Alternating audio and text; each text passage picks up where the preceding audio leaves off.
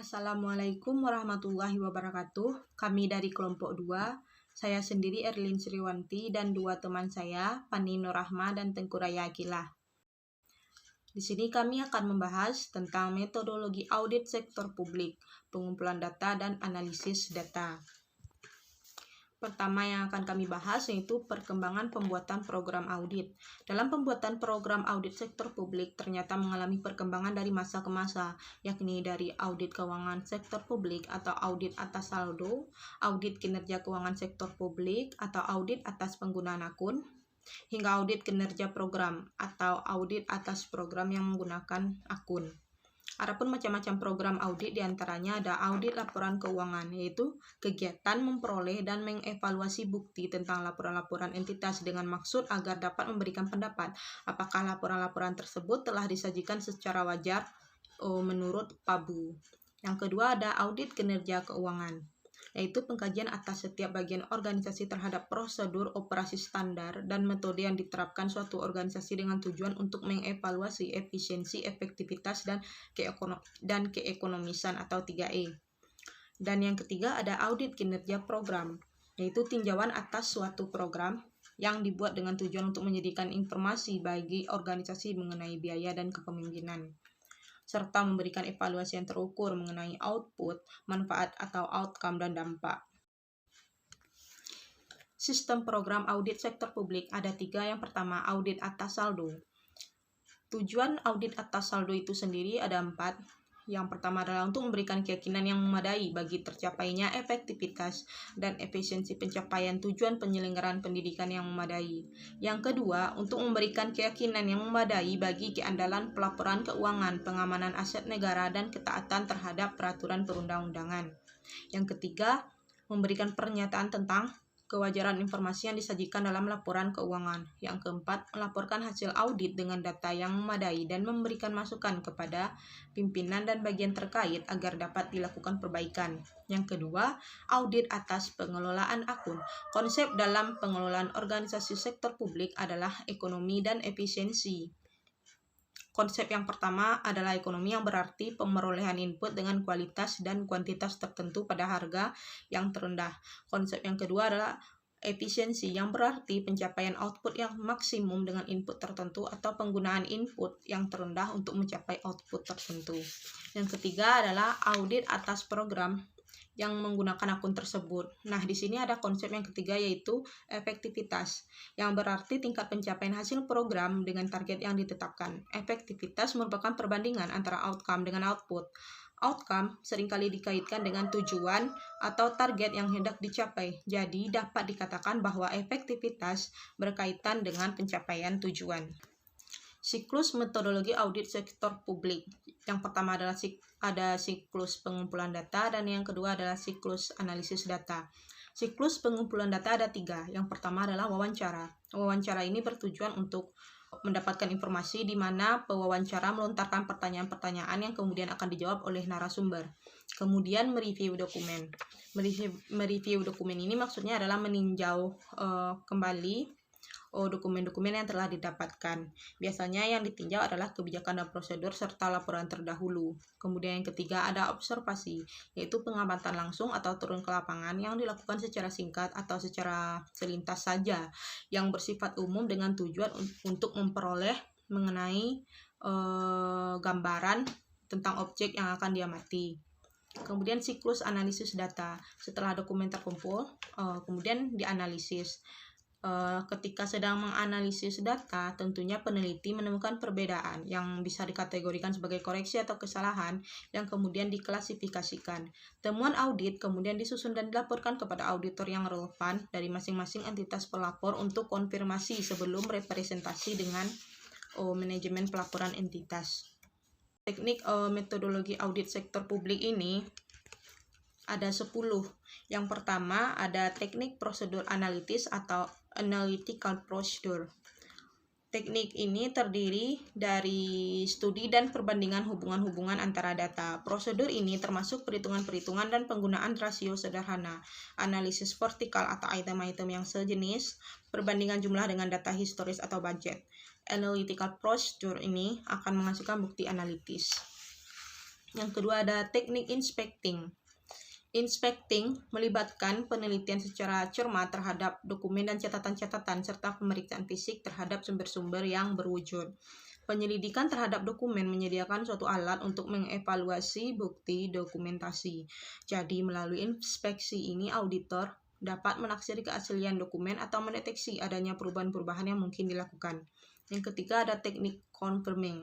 Teknik confirming adalah bentuk penyelidikan yang memungkinkan auditor mendapat informasi dari pihak luar yang independen. Jadi teknik confirming ini akan menghasilkan bukti konfirmasi. Yang keempat ada teknik inquiring.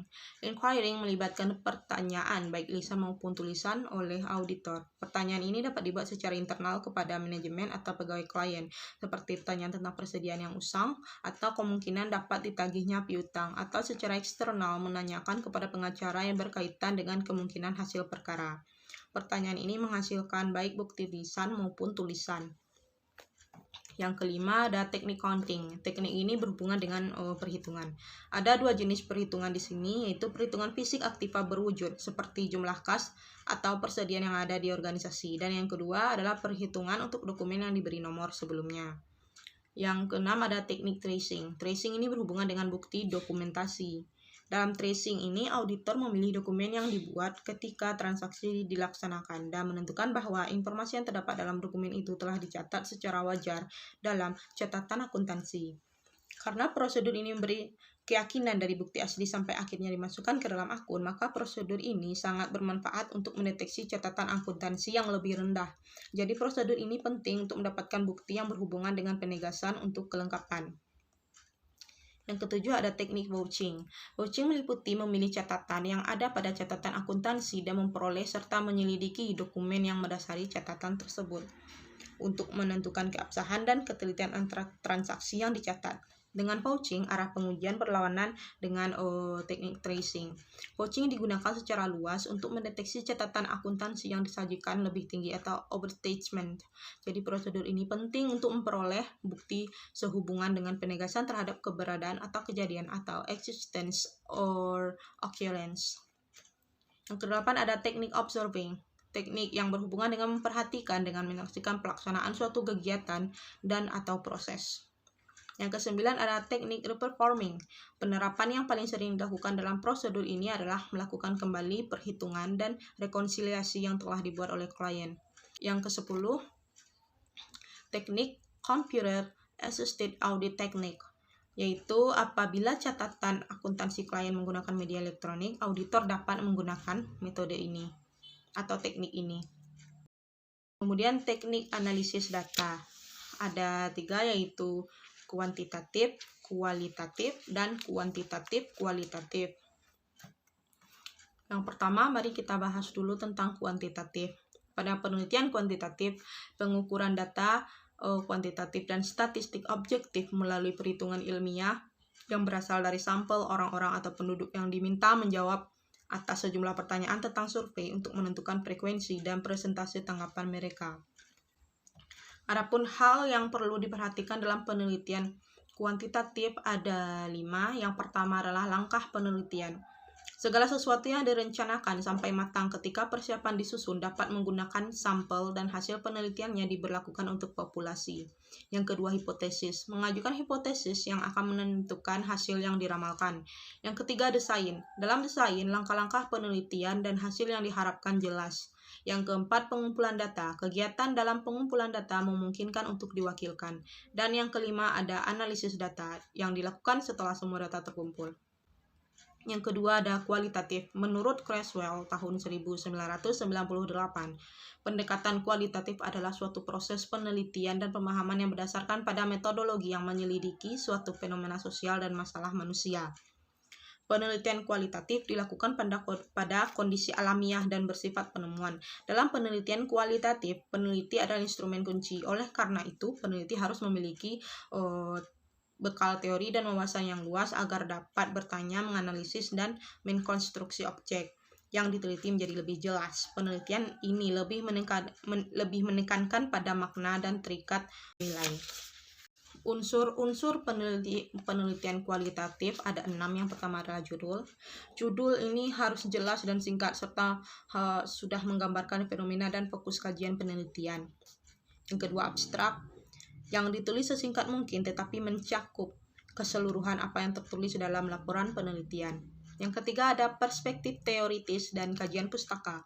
Perspektif teori ini menyajikan tentang teori yang digunakan sebagai perspektif baik dalam membantu merumuskan fokus kajian penelitian maupun dalam melakukan analisis data atau membahas temuan-temuan penelitian. Sementara kajian pustaka menyajikan tentang studi-studi terdahulu dalam konteks fenomena dan masalah yang sama atau serupa. Yang keempat, metode yang digunakan menyajikan secara rinci metode yang digunakan dalam proses penelitian. Yang kelima, temuan-temuan penelitian menyajikan seluruh temuan penelitian yang diorganisasikan secara rinci dan sistematis sesuai urutan pokok masalah atau fokus kajian penelitian. Yang keenam, ada analisis temuan-temuan penelitian. Hasil temuan ini nantinya akan memerlukan pembahasan lebih lanjut dan penafsiran lebih dalam untuk menemukan makna di balik fakta.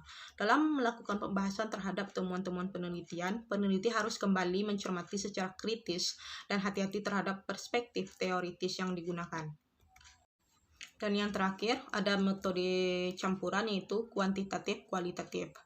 Sebenarnya di sini ada 2 alasan kenapa peneliti menggunakan metode campuran ini.